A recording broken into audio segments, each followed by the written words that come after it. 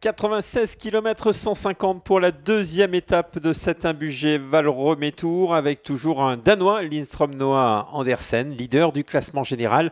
Maillot jaune après sa victoire hier.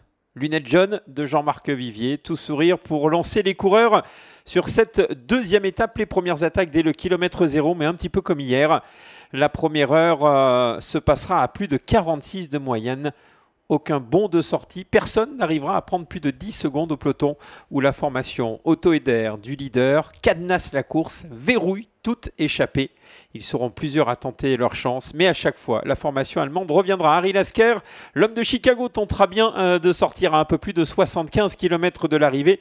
Peine perdue, le coureur américain sera repris après quelques kilomètres d'échappée alors que les premières chutes émaillent cette deuxième étape, avec notamment Alexandre Trouvin qui chassera très longuement derrière le peloton sans pouvoir reprendre sa place. Nous sommes dans les premiers contreforts du col de Porte et c'est un Vauclusien qui met le feu aux poudres, Nolan Perdosoli, qui a perdu plus de 12 minutes hier. Nolan a envie de se rattraper, de se rassurer. Il fera une longue partie de l'ascension en tête, prendra des points pour le classement de la montagne, mais sera repris dans la deuxième difficulté, la principale difficulté de la journée, le col de Porte, repris à 5 km de l'arrivée.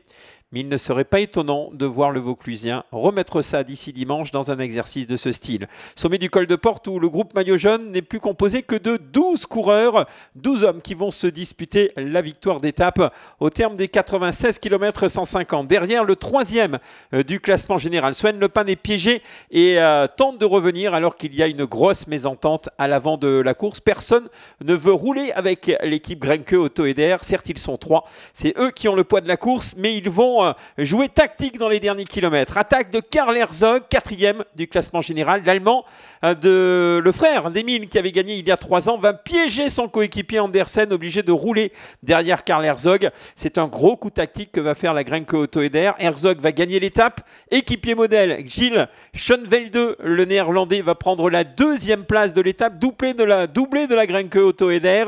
Derrière, c'est encore un Français qui va s'illustrer pour venir chercher une belle place d'honneur, puisque nous allons avoir Yann Dubois sur le podium ce soir de l'étape.